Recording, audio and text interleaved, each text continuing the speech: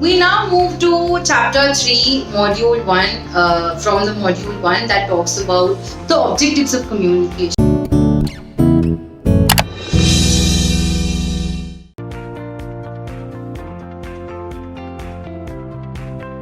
Now, what basically are objectives? They are nothing but goals or aims or purpose, right? So, what is the purpose for communication, or what is the goal of a communication? So, there are 8 parameters, 8 points, 8 functions, or 8 objectives in terms of communication. The very first of it being information. So, information refers to the knowledge about a fact or a situation.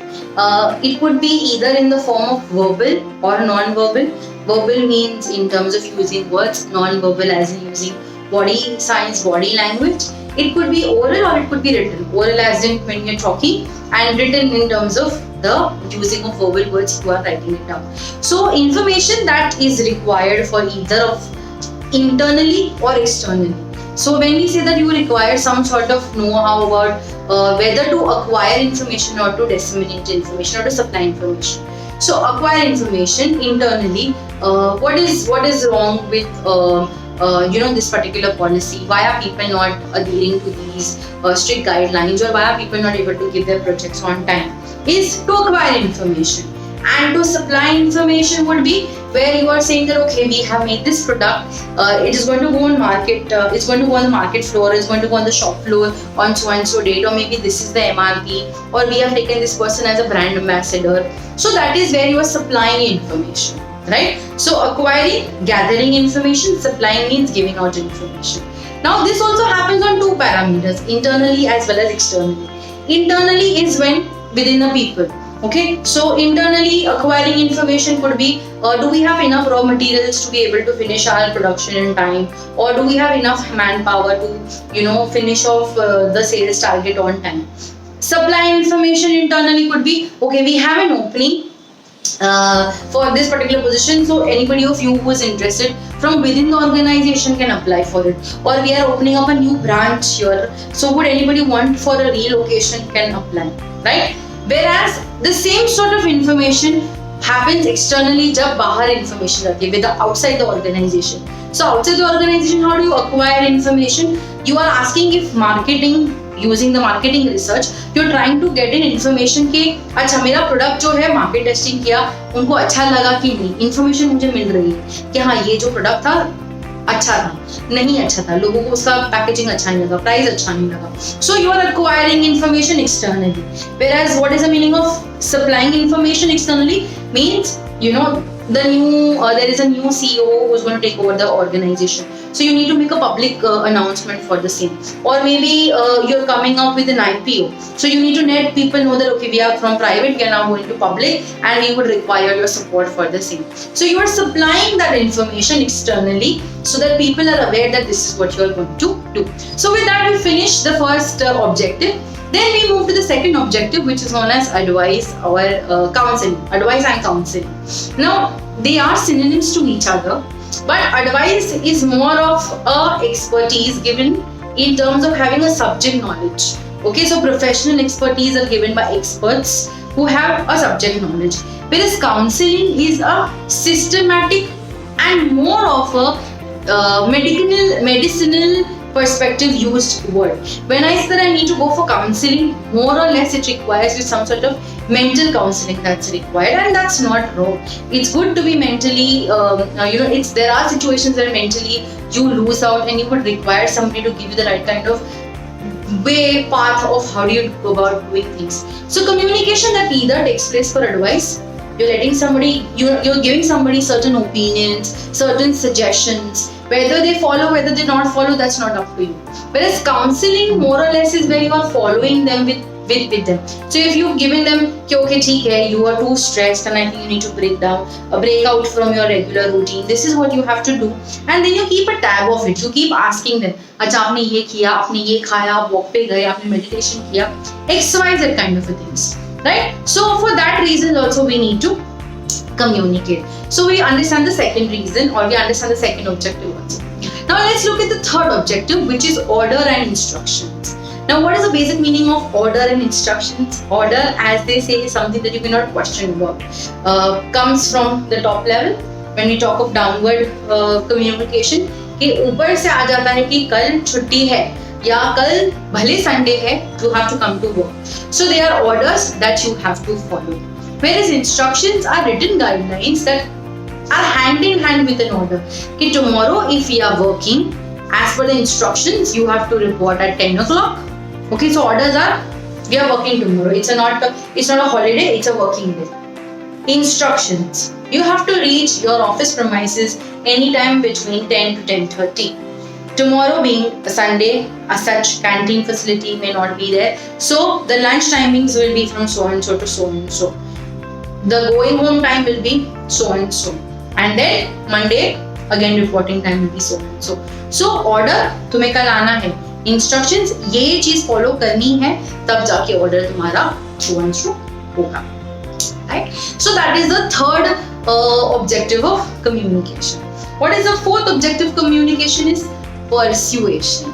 Persuasion means किसी को influence करना, किसी को inner में बहकाना, so that they listen to you.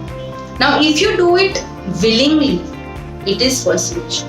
Influencing positively, the person willingly does it. The receiver willingly does it. It is a positive persuasion in general persuasion. But if you force somebody, if you threaten somebody of their life, it is coercion, right? Coercion means to force somebody to do a certain particular thing, a certain task, to achieve a certain goal. Whereas persuasion is a positive impact. You positively let person know, आपको ये करना है, आपको ये करना है, आपको ये करना है. So when we talk of persuasion, we can say that it is a systematic persuasion, okay, where step by step I'm letting you know the pros and cons of doing a certain thing, right? I'm verbally explaining you, maybe showing you all the consequences experience. Whereas heuristic is with regards to emotions. You just break down, you cry, and it persuades the opposite person to probably do as you are saying. Or you show a kind of anger, cold treatment, and the person agrees to doing the same thing. So that is how we can say that persuasion is heuristic or systematic in nature, and coercion is basically to force somebody to do a certain thing. So persuasion is to influence them so that willingly they accept your attitudes, beliefs, thoughts, and fulfill a certain task. Then we move to the next point, which is to understand motivation. Motivation also is one of the objectives of communication. When we talk of motivation, it means to positively get them to do a certain thing, so or to cause to act. When I say motivation, how motivation is going to be different from persuasion? In persuasion, I'm just telling them the pros and cons of doing a certain thing. Whereas in motivation, there are direct rewards that are associated with it. So say for example, in terms of getting a certain commission or certain incentives. Okay, so when I tell my employee, I am motivating him from the point of view that, you know what, tomorrow if you are able to achieve, or maybe this month if you are able to achieve a sales target of XYZ figure, directly X amount, or this is what your commission amount will be, this is what your incentive amount will be. Or you know, if throughout the year you have been a top employee of the month, every month you are the employee of the month, what will happen is you will get a great handsome bonus, or you will get a variable pay over and above your base pay. So it motivates the person because there is some sort of reward associated with it, right? Whereas in persuasion, you are just letting them know the right and wrong, कि ये करना अच्छी बात है, ये करना बुरी बात है. यहाँ पे rewards या punishments नहीं है. And when we talk of motivation, there is positive motivation, there is negative motivation. Negative motivation with regards to punishments. If you do not do this, now you can be demoted. Huh? So you've been given that ultimatum. आप demote हो सकते हो, तो वो negative motivation है. I don't want to be demoted, I don't want to go one level lower to what I am right now, I don't want to have less salary, I don't want a deduction in my salary, so I will work and achieve my target. अच्छा, positive motivation, you will do that, you will get an odd expense trip paid for you and your family, 3 nights 2 days, whatever. So those basis positive motivation, ये मुझे करना है, मुझे targets achieve करने हैं. Persuasion में देख भाई, तू करेगा तो बॉस की नजर में अच्छा हो जाएगा, ना बोलेगा तो बॉस बोलेगा कैसा आलसी इंसान है ये, कोई देख तू तुझे क्या करना है. So persuasion and motivation. So that's how we talk about the two things. Anyways, we finish motivation. Then we move to the next objective, which is education and training. Now, what happens under education and training is where, with regards to the fact that education qualifications that a person gets in through his life, maybe just 10th pass, 12th pass, graduation, post-graduation, doctoral degrees, or multiple post-graduation degrees, multiple diplomas. So you are basically qualifying yourself in terms of various exams that you have to give and get a certification course for it. Whereas what happens in training is on the job, how you are supposed to now be.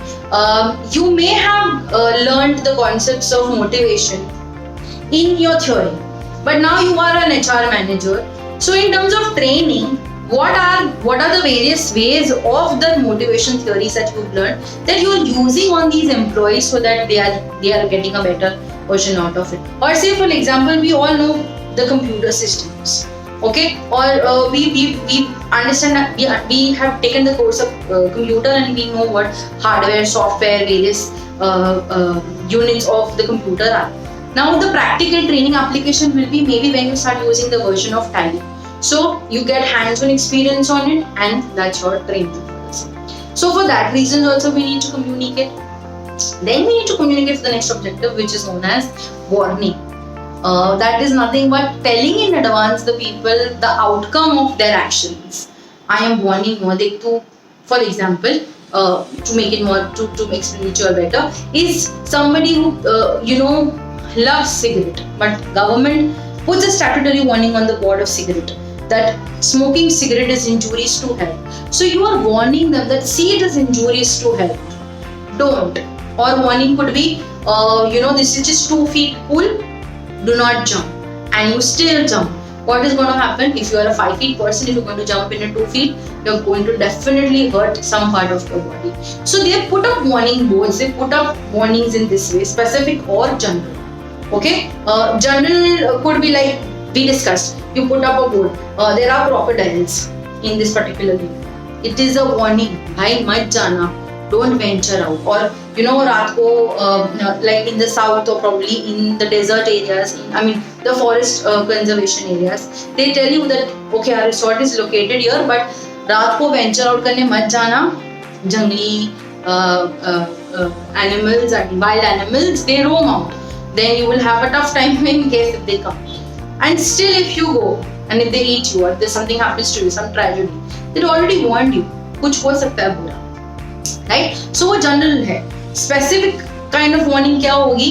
जब boss आके बोल देता है बहुत तूने छुट्टी ले ली है भाई, ये साल ना अभी मुझे नहीं लगता कि मैं तुझे कोई भी कंसेशन दे सकता हूँ या कोई और छुट्टी ग्रांट कर सकता हूँ, या अभी मैं तुझे सैलरी काटना पड़ेगा. Means I'm telling you the consequences of the actions that you've been taken. Already 5 leaves are done, you just have 5 leaves more to go. You better make sure how you're going to use it. So specific in nature, right? Then we move to the second last objective, which is known as the last objective, which is known as boosting morale. So what is the basic meaning of boosting morale? To lighten up or spirit somebody's mind. Okay, you're making it free, you're making it very conducive, you're making it you're giving them the right kind of push that's required to be able to take a certain step. The objective for business communication is boosting morale. Morale is nothing but the spirit and frame of a mind. How are you keeping the morale of your employees positive so that they are at most productive? Right? Are you giving them good enough salary? The pay scale is good.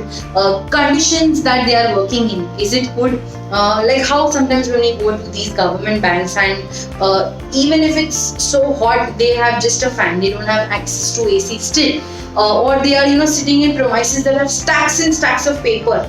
Do you think that's a conducive environment to work in? So that way, are you boosting their morale? Are you giving them what is really required to be able to give their best to the organization?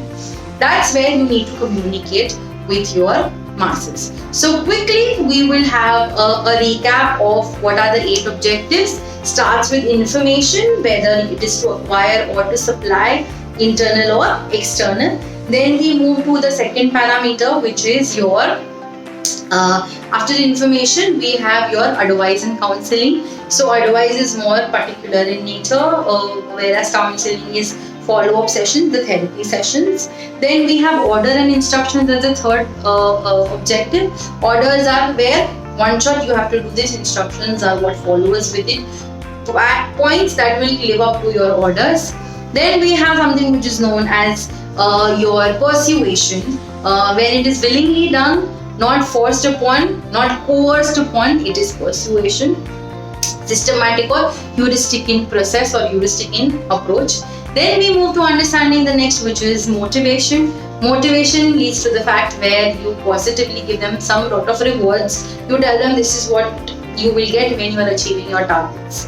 Then education and qualification. When you talk of education, you have your degrees that you possess, so that you are able to work well. And training is a hands-on experience that you get when you are supposed to get a job. Then we move to understanding the second last, that is your what you call boosting, warnings. Warnings basically are the consequences of actions that will follow, right? And like a cigarette packet, door smoking, or poison, keep away from children, don't touch this, it's hot. So warnings in nature. And last is your boosting morale. What happens in boosting morale is how are you managing the spirit and frame of the mind of your employees so that they give the best to the organization, is where we understand the last objective of communication. With this we end chapter 3.